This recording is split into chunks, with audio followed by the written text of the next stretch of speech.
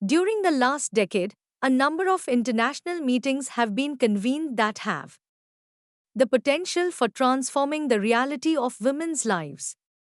At many of these meetings, government, including Government of India, have committed to taking action to improve the situation of women. The following are among the international commitments to which Government of India is party. The Convention on the Elimination of All Forms of Discrimination Against Women, CEDAW, which Government of India signed in 1980. 2. The World Conference on Human Rights in Vienna, 1993, asserted that women's rights are human rights. 3. The International Conference on Population and Development, ICPD, in Cairo, 1994, placed women's rights and health at the center of population and development strategies. 4. At the Fourth World Conference of Women in Beijing, 1995, governments declared their determination to advance the goals of equality, development, and peace for all women everywhere in the interest of all humanity. We, in the 1995 Commonwealth Plan of Action on Gender and Development, governments declared their vision of a world in which women and men have equal rights and opportunities in all stages of their lives. 2.11 Summing up. There is no single model of gender budgeting, and later units will show how other countries have utilized diverse models. Nevertheless, the common theme across all these models is a perspective and approach for gender mainstreaming that asks, what is the impact of governmental budgets on women and men, girls and boys? International experience with gender budgeting suggests that, despite its potential contribution to development, initiatives may fall by the wayside if those who are responsible for doing the work do not understand why they are doing it or feel that the added value is not worth the added work. Government of India's plan is that gender budgeting should be institutionalized as part of the standard budget process. Gender budgeting should be seen as a way of shaping the main government budget rather than as an add-on. In the early years of doing gender budgeting, there will be extra work as government officials learn new skills and methods of analysis, and as the lead agencies, Ministry of Finance and Ministry of Women and Child Development, perfect the methodology and guidelines. After a few years, however, the approach will become a natural and obvious part of good budgeting practice.